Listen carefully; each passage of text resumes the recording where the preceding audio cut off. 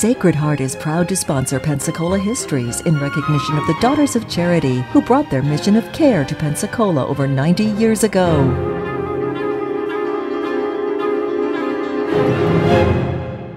Hello and welcome to our continuing story of Pensacola, North America's first place city.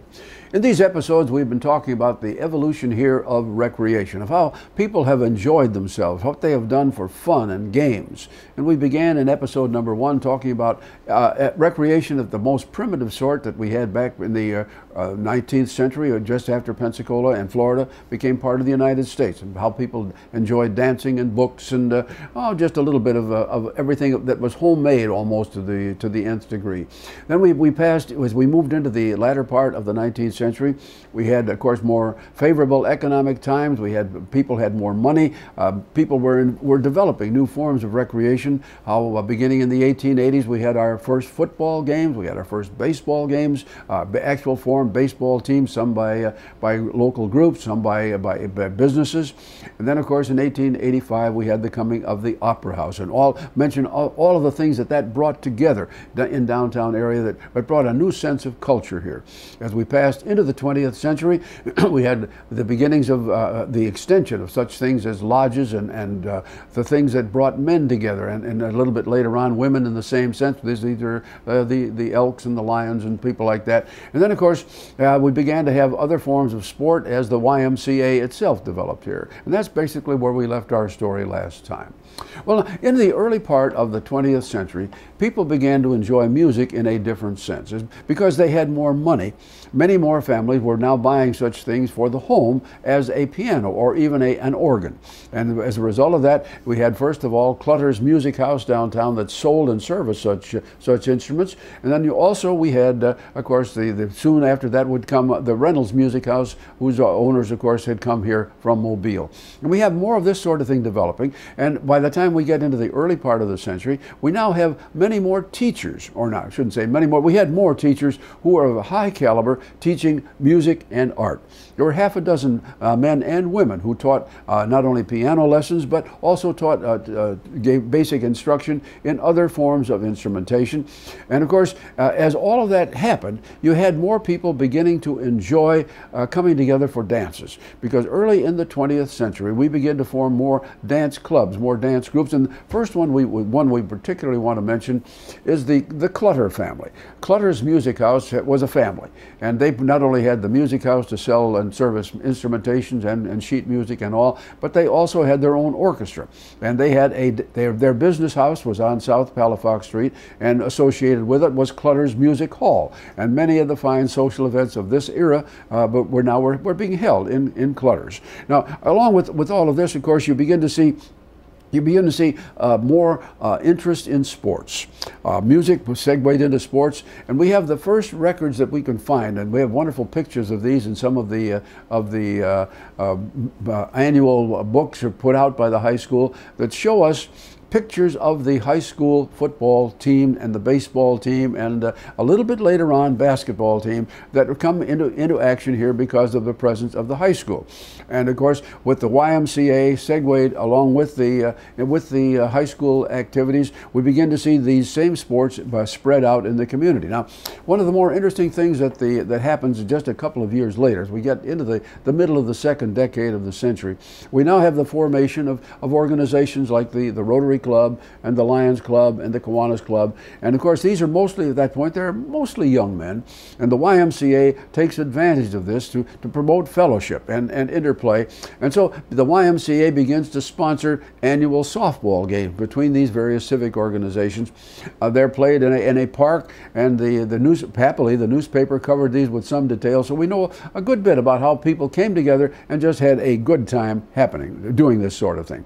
Well, by the time we get into the latter part of the 1910, the second decade of the 20th century, all of the things we've mentioned before are gradually building up. We have more people with money, and they're enjoying, first of all, the motion picture theaters. They're enjoying also the sports.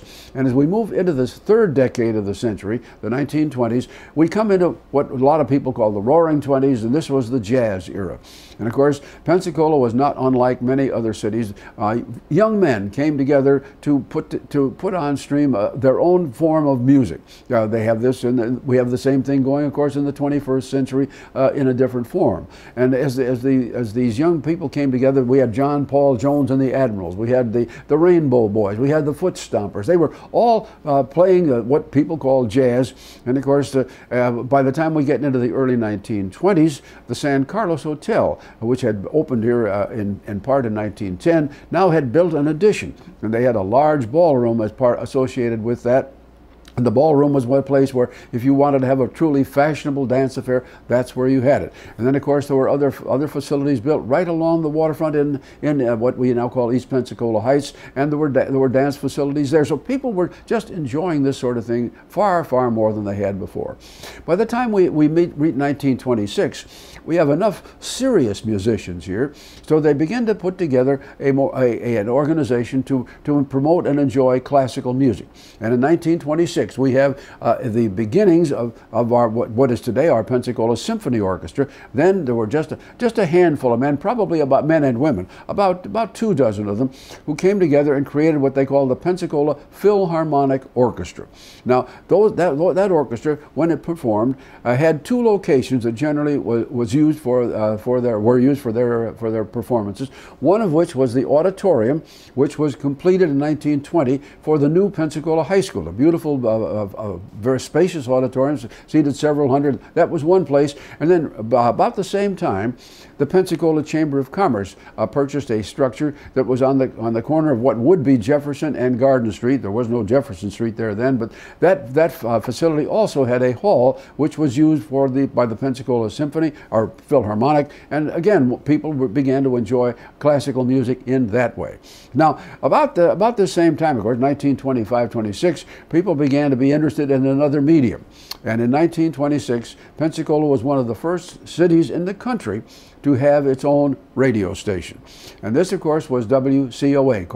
The call letters were WCOA. And they stood for Wonderful City of Advantages. And their first station was on the 2nd floor of City Hall. The present-day Wentworth Museum was on the north side of the building, and it had 3 separate buildings, or for 3 separate rooms, properly insulated for sound purposes. And this was when they began to offer all sorts of wonderful entertainment. When the station first went on, they had about a 2-hour segment in the morning, was directed pretty much to the farm and the farm family. Then there were 2 hours in midday that were pitched pretty much to the homemaker. And then, of course, they came on the air either 6 or 7 o'clock at night with a whole variety of things that were general entertainment. Of course, all locally done, locally produced. There was no such thing as transcription material or network broadcasting then, but it was a grand success. And WCOA would continue to be a facility owned and operated by the city up until 1931, when it changed hands and was purchased by the Pace family. Okay, also in the latter part of the 1920s, middle part of the 1920s, we have the arrival of the Sanger Theater, and we have to mention that in particular. Now, in 1917, another hurricane had blown through here and done serious damage to the Opera House. And fortunately for the community, when they pulled down the building, when they took down all that was salvageable, the contractor, Charlie Turner, had the foresight to save just about everything he could. That included the brick and all of the wonderful decoration that had gone all through that wonderful building. And Charlie put it in a warehouse. Well, 1923-24, along comes Julian Sanger. And Mr. Sanger had already built what he called movie palaces in, first of all, New Orleans and in Mobile, and Pensacola was to be the next one. And he contracted with Mr. Turner to build the facility. The structural steel was trucked here by Chevrolet trucks from Birmingham, and Charlie Turner again was the builder.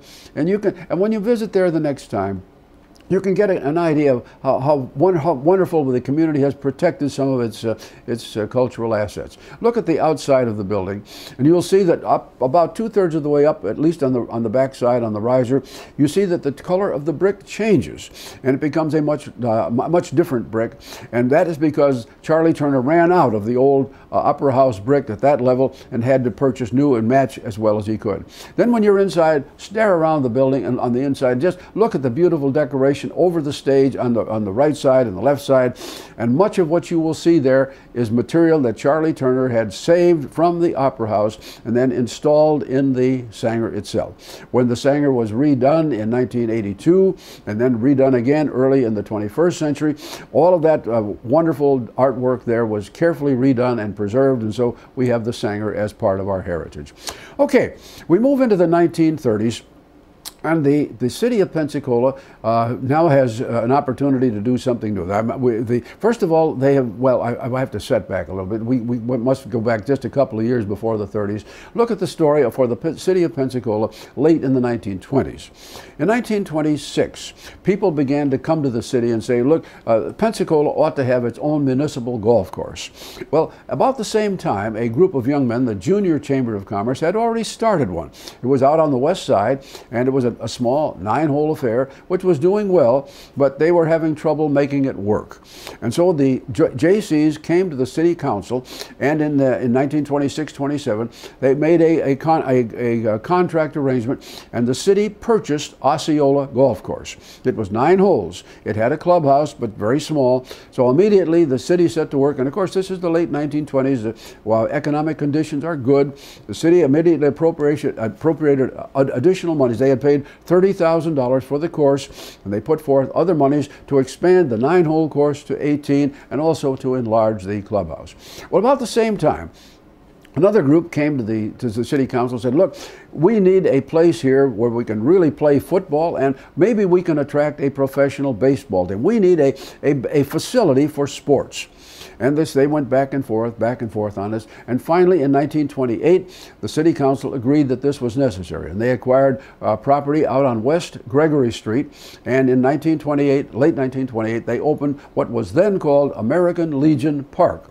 Over time, the word American sort of got left off of the title, and it became known as Legion Field.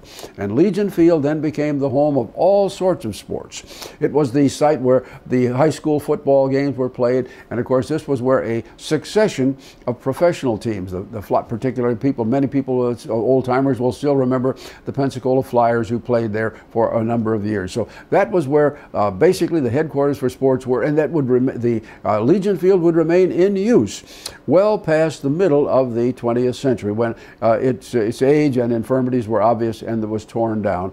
And the city was without a facility for a number of years until an opportunity came to use property that the city had at the foot of 9th Avenue, right across from Aragon Court and what was then the sewage treatment plant.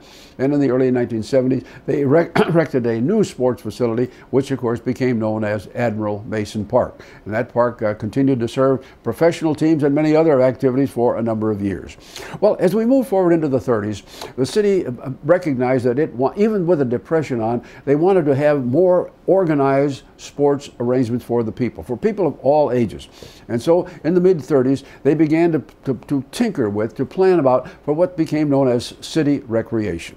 And it was at this time that they made a rather unusual arrangement. By this time, the man who headed the YMCA was a very able man, a man who loved sports and who loved people. His name was Julian Olson. And Julian Olson was asked if he could find time to offer a little guidance to the city and be the part-time director of city recreation. And Julian agreed, and this is what was the case here up through the war years. So all through World War II, Julian Olson carried on both of those activities.